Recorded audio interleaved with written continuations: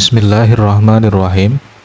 Apabila seseorang meninggal dunia dan masih berkewajiban untuk mengqadha puasanya, lalu bagaimana yang harus dilakukan?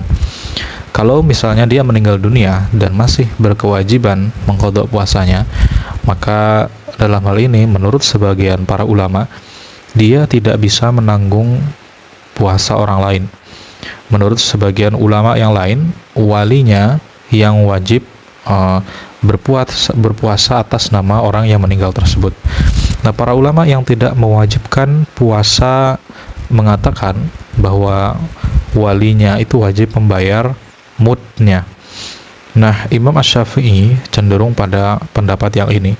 Sementara itu menurut sebagian yang lain termasuk Imam Malik, walinya tidak wajib berpuasa maupun membayar mud kecuali ada wasiat. Nah, sementara menurut Imam Abu Hanifah, walinya wajib berpuasa. Jika tidak berpuasa, maka wajib membayar mud atau kafarah atau denda.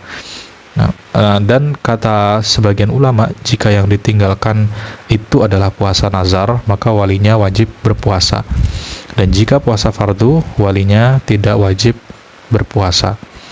Nah, perbedaan tersebut ini berasal dari adanya pertentangan antara qiyas dengan hadis.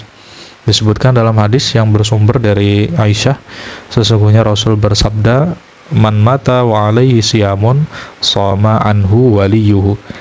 Artinya, barang siapa meninggal dunia dengan masih punya tanggungan hutang puasa, maka walinya yang wajib berpuasa atas namanya.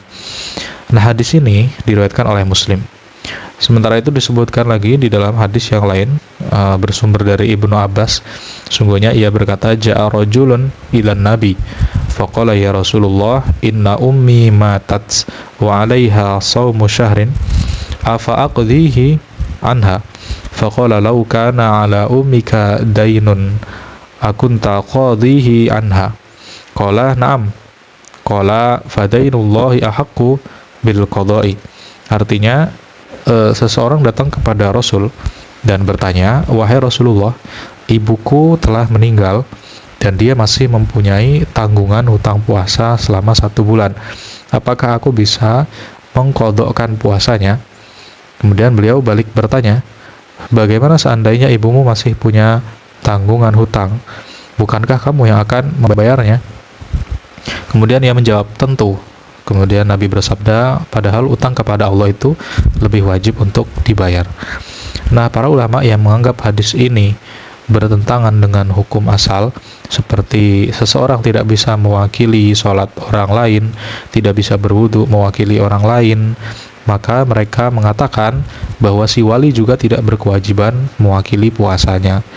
Nah, ulama-ulama yang dalam masalah ini berpegang pada nas atau dalil, mereka mewajibkan si wali wajib mengqadha puasanya.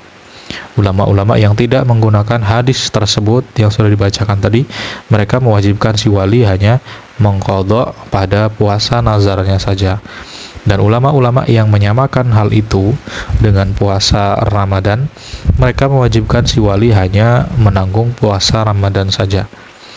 Ulama-ulama yang mewajibkan memberi mud atau denda atau kafarah semacam itu, mereka berpegang pada firman Allah, dan orang-orang yang tidak kuat menjalankannya maka wajib membayar fidyah. Fidyah, mohon maaf, bukan kafarah tapi fidyah. Al-Baqarah ayat 184. Dan ulama-ulama yang menganggap bisa untuk memilih dalam masalah ini, mereka mengkompromikan antara ayat dan hadis. Itulah ketentuan-ketentuan hukum tentang musafir dan orang sakit. Mereka adalah termasuk orang-orang yang boleh berbuka dan boleh berpuasa. Wallahu a'lam bishawab.